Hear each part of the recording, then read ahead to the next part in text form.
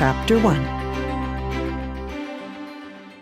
The world beyond the kingdom, Moira whispered, enjoying the sound of the words.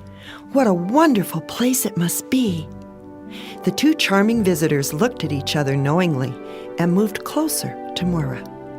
Fantasy smiled as Trapper spoke with a voice that sounded as smooth as butter. In the world beyond the kingdom, he said softly, you can go where you want to go and do what you want to do. Fantasy nodded. And you can be who you want to be, she said convincingly. Just think, Moira, a place where you can make all your dreams come true. Really?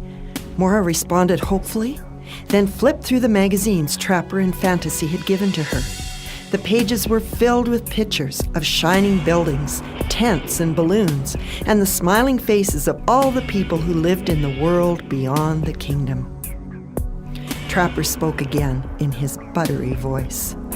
You will meet sophistication, glamour, and luxury, Moira, I promise.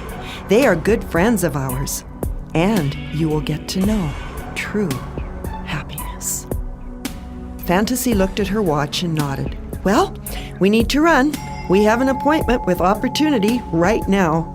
Moira waved goodbye, tucked the magazines into her school book bag, and headed back toward her home in the village of peace and harmony. The king's castle sparkled in the sunshine from its place on top of the hill. The straight and narrow path stretched from the castle doors all the way down to the base of the hill and the big rock. That rock was a favorite meeting place for Moira's younger brother Seeker and his friends. I hope Seeker isn't there today, Moira thought to herself. I need to get home without having to answer any of his questions. Why should it matter to Seeker what I do with my time anyway? I know I'm not allowed outside the kingdom borders, and I didn't go outside of them.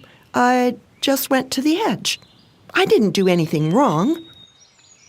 Moira crossed the bridge into the kingdom and was relieved to see that no one was at the big rock. She quickly turned toward the village of peace and harmony. Maybe, just maybe, she would be lucky enough to get home before anyone noticed her. Moira didn't realize that someone had noticed her. Seeker and some of his friends had watched her whole conversation with Trapper and Fantasy. As soon as Moira was out of hearing distance, Seeker, Noso, and Glee peeked out from behind the big rock.